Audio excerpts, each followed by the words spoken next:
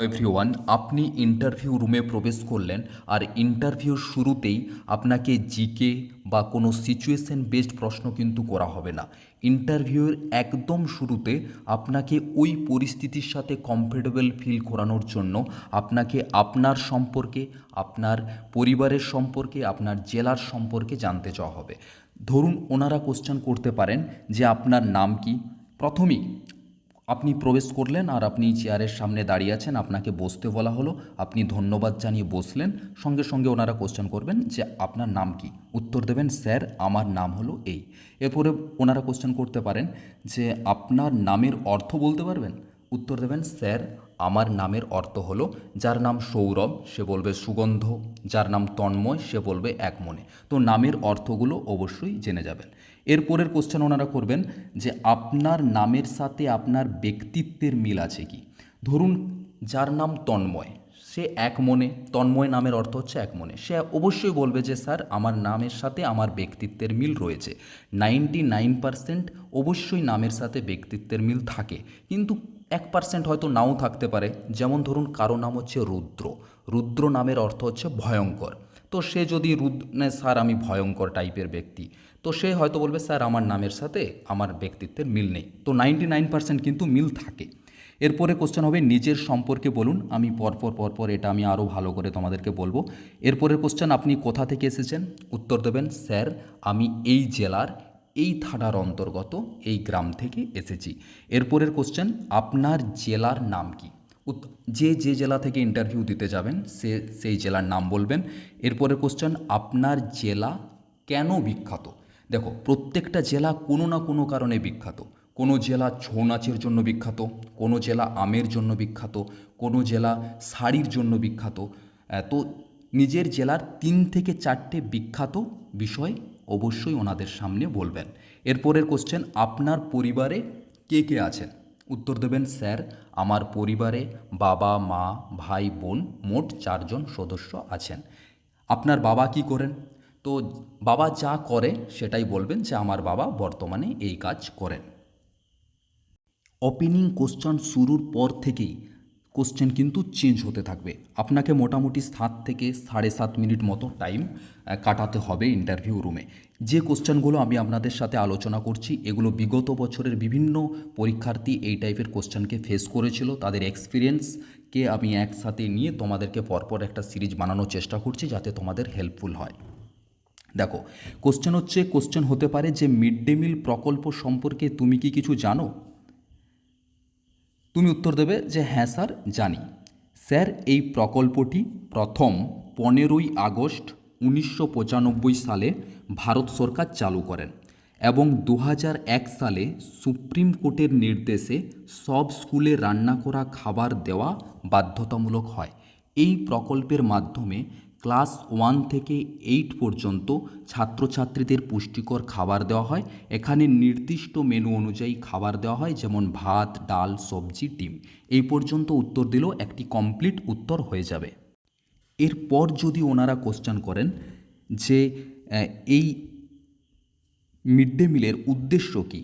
উত্তর দেবেন যে স্যার মিড ডে মিলের উদ্দেশ্য হলো ছাত্রছাত্রীদের পুষ্টিগুণ বৃদ্ধি করা এবং স্কুলের ছাত্রছাত্রীদের উপস্থিতির হার বাড়ানো। নেক্সটের কোশ্চেন হতে পারে যে পশ্চিমবঙ্গে মিড ডে মিল প্রকল্প কবে চালু হয়। উত্তর দেবেন স্যার 2003 সালে। প্রথম কোন রাজ্যে মিড ডে মিল চালু হয়। প্রথম চালু হয় তামিলনাড়ু রাজ্যে। আর 2021 সালে মিড ডে মিল স্কিমের নতুন নাম হয় পিএম পোষণ, প্রধানমন্ত্রী পোষণ শক্তি নির্মাণ। দেখো মিড ডে মিল আমরা বলি কিন্তু এই নামটা 2021 সালে মিড ডে মিলের চেঞ্জ হয়ে গেছে, পিএম পোষণ হয়েছে, ঠিক আছে। তো ওনারা যদি কোশ্চেন করে যে মিড ডে মিলের নতুন নাম কি বা মিড ডে মিল কী নামে পরিচিত, তো অবশ্যই এই নামটা ভালোভাবে দেখে যাবে। নেক্সট কি কোশ্চেন হতে পারে মিড ডে মিল প্রসঙ্গে যখনই ওনারা কোশ্চেন করবে তার ক্রস কোশ্চেন ওনারা করতে পারেন যে ধরো কোনো ছাত্র মিড ডে মিল খেতে না চায়, তো আপনি কি করবেন। যে কোনো ছাত্র মিড ডে মিল খেতে না চাইলে আপনি কি করবেন। উত্তরে আপনারা দেবেন যে স্যার আমি তাকে ভালোভাবে বোঝানোর চেষ্টা করব এবং তার সমস্যাটা বুঝব। বা বলতে পারো যে স্যার আমি তার সাথে কথা বলে তার সমস্যাটা বোঝার চেষ্টা করব। প্রয়োজনে শিক্ষককে বা তার পরিবারকে জানাবো, যাতে বিষয়টি সঠিকভাবে সমাধান করা যায়। এরপরের কোশ্চেন যে আচ্ছা আপনার ভবিষ্যৎ লক্ষ্য কী? তো উত্তর আপনারা কি কি দিতে পারেন, আমি এখানে 2-3টে উত্তর রেখেছি। উত্তর দিতে পারেন যে স্যার আমার ভবিষ্যৎ লক্ষ্য হলো প্রতিযোগিতামূলক পরীক্ষার মাধ্যমে একটি সরকারি চাকরি পাওয়া এবং সেই দায়িত্ব নিষ্ঠার সাথে পালন করা। এছাড়া আমি চাই আমার পরিবারের দায়িত্ব নিতে এবং তাদের জন্য কিছু করতে। এটাই তোমার ভবিষ্যৎ লক্ষ্য, মানে যেটা অ্যাকচুয়ালি অরিজিনাল সেটাই বলবে। আসলে আমাদের সবার তো এটাই লক্ষ্য যে একটা সরকারি চাকরি পাবো, পরিবারের দায়িত্ব নেব, তো সেটাই ভালোভাবে গুছিয়ে ওনাদেরকে বলবেন। নেক্সট বলতে পারো, যদি এই কোশ্চেনটা উত্তর এইভাবে না দাও, এভাবেও দিতে পারো, স্যার আমার লক্ষ্য হলো নিজেকে নিয়মিত উন্নত করা, নতুন কিছু শেখা এবং ধীরে ধীরে নিজেকে আরও দক্ষ এবং যোগ্য করে তোলা। এটাও বলতে পারো। এখানে যেমন সরকারি চাকরির না বলে যদি ডিরেক্ট তোমরা এটা বলো যে আমি গ্রুপ সি এর বা স্কুল সার্ভিস কমিশনের গ্রুপ সি এর চাকরি পাওয়া, এটা আমার একটা লক্ষ্য, এটাও বলতে পারো। তাছাড়া দেখো বলতে পারো আর কি, স্যার আমার ভবিষ্যৎ লক্ষ্য হলো একটি প্রতিযোগিতামূলক পরীক্ষার মাধ্যমে সরকারি চাকরি অর্জন করা এবং পরবর্তীতে সময় ও পরিস্থিতির সাথে নিজেকে মানিয়ে নিয়ে ধারাবাহিকভাবে উন্নত হয়ে আরও দক্ষ এবং যোগ্য হয়ে ওঠা। দেখো উত্তরগুলো কিন্তু বড় হচ্ছে না, আমি শর্ট ছোট ছোট করে 2-3টে উত্তর দিলাম। তোমাদের যেটা ভালো লাগবে সেটাই বলবে। আর উত্তর একটু বড়োভাবেই দেখে যাও, ইন্টারভিউ রুমে অটোমেটিক্যালি ওটা ছোট হয়ে যাবে। তুমি বাড়িতে যেভাবে প্র্যাকটিস করে যাবে ওখানে কিন্তু অতটা বলতে পারবে না, কিছু শর্ট তো হবেই হবে।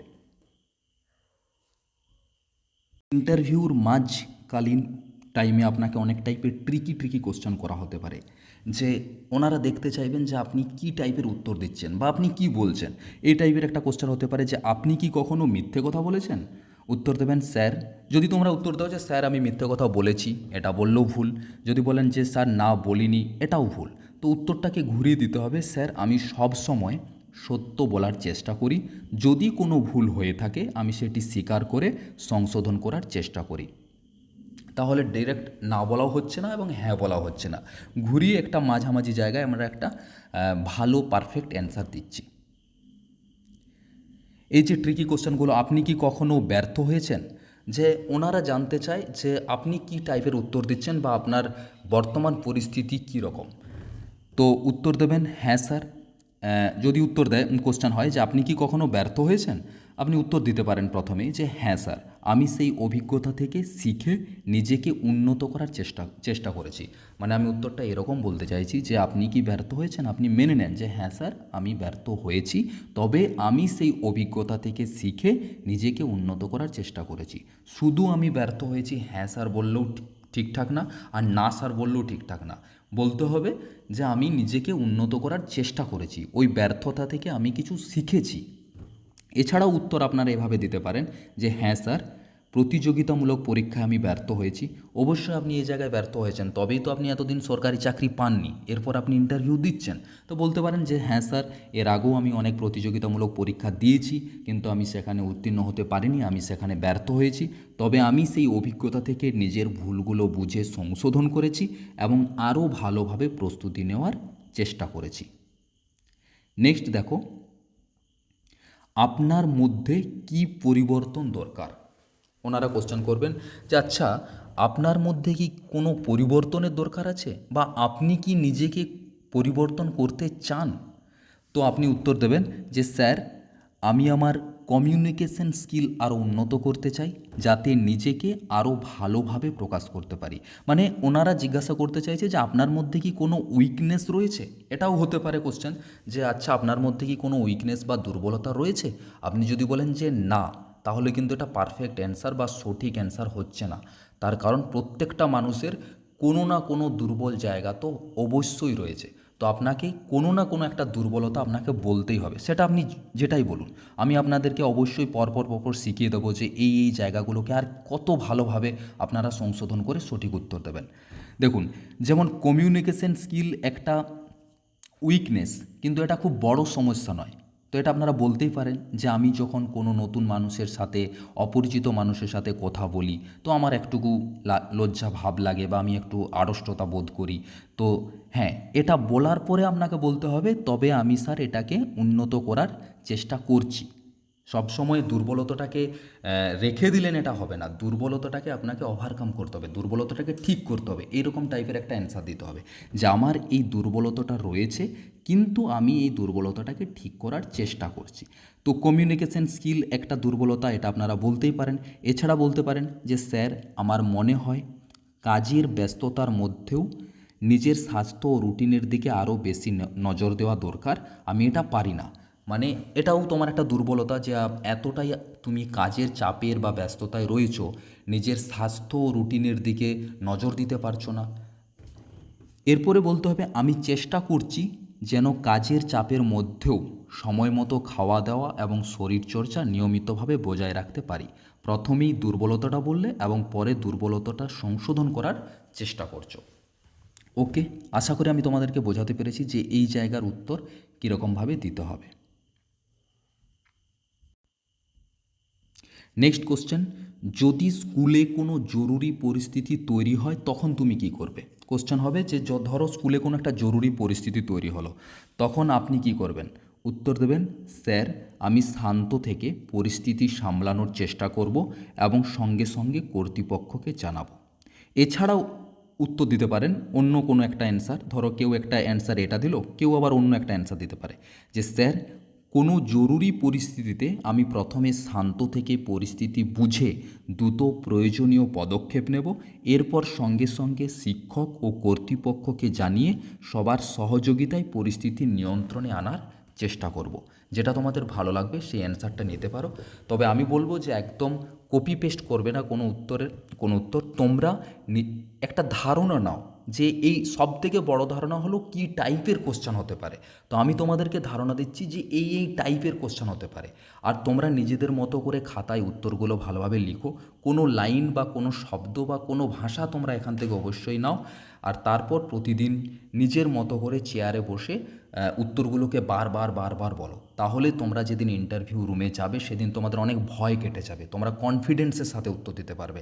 ইন্টারভিউ সবাই দিতে পারে, ইন্টারভিউতে সবাই উত্তর দেয়, কিন্তু নাম্বার তারাই ভালো পায় যারা কনফিডেন্সের সাথে উত্তর দেয়, যারা চোখের দিকে তাকিয়ে উত্তর দেয়, যারা ভয় পায় না। ঠিক আছে, ওনারা যাতে তোমাকে দেখে বুঝতে না পারে যে তুমি নার্ভাস ফিল করছো, তুমি ভয় পাচ্ছ। তো এই নার্ভাস বা এই ভয়টা কাটানোর একটাই রাস্তা আছে যে তোমার যতদিন না ইন্টারভিউ হচ্ছে ততদিন তুমি বাড়িতে বসে তুমি নিজেই কোশ্চেন করো, নিজেই উত্তর দাও। ঠিক আছে, এরপর কিছু জিকে কোশ্চেন হতে পারে, আমি ইম্পর্ট্যান্ট জিকেগুলো আমার ভিডিওতে রাখার চেষ্টা করছি।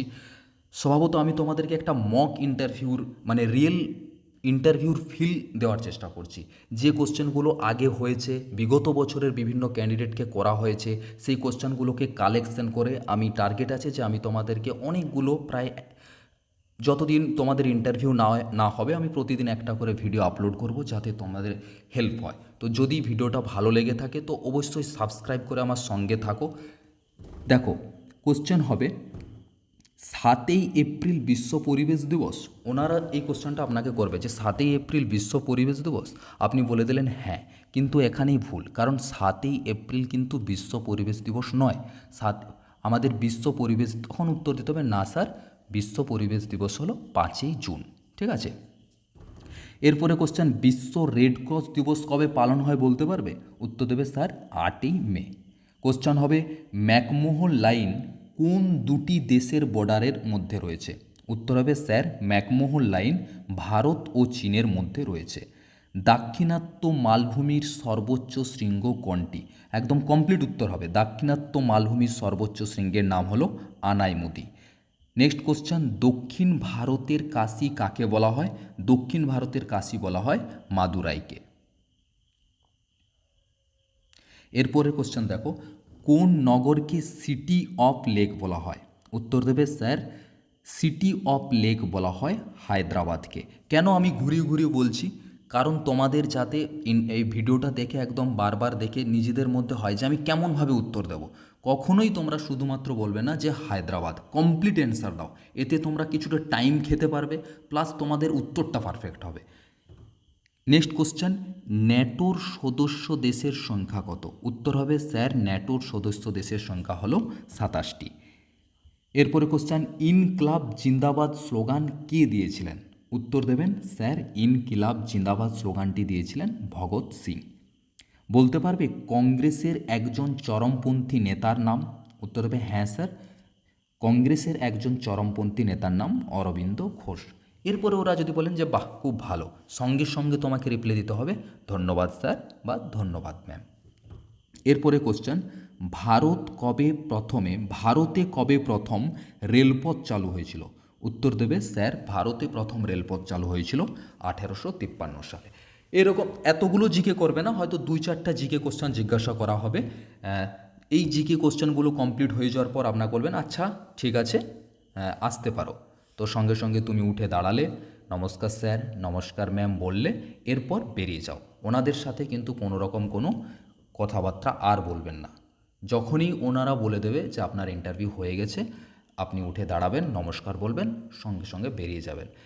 এই টাইপের মক ইন্টারভিউ আমি আপলোড করতে থাকবো। তো যদি ভালো লেগে থাকে তো অবশ্যই চ্যানেলটাকে সাবস্ক্রাইব করুন। আপনি সাবস্ক্রাইব করলে আমি অনেক মোটিভেট হই ভিডিও বানানোর জন্য। দেখা হবে নেক্সট ভিডিওতে, ততক্ষণের জন্য টাটা বাই বাই, জয় হিন্দ জয় ভারত।